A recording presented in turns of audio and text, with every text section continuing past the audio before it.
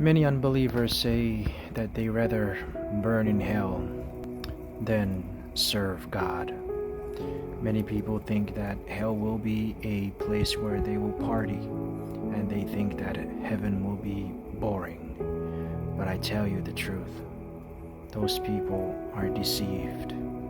Hell is no fun place, and there will be no party. There will be no singing, there will be no radio blasting, there will be no drinking, smoking, none of those. No parties going on right now. In fact, the word that is loud in hell is repentance.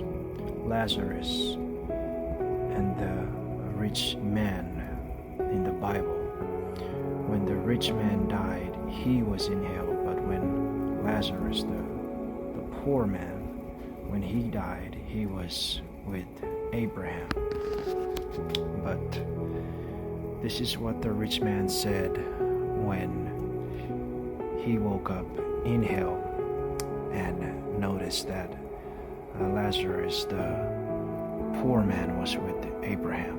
He said, "Send Lazarus back to my brothers to warn them about this place, for they do not know about hell, and he does not want his brothers to also end up in the same place."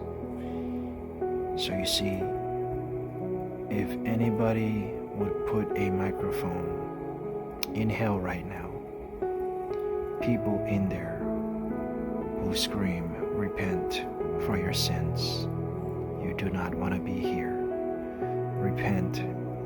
Turn away from your sins and believe in Christ Jesus, the Savior, the Healer, the Deliverer, the one true King, the one that's full of mercy and grace, the one that is willing to save you if you just hear the good news.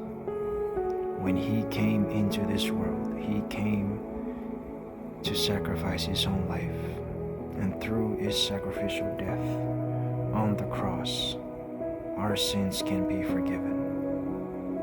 Anybody who hears this good news and believes in it, God will recognize his faith and save him from the fires of hell.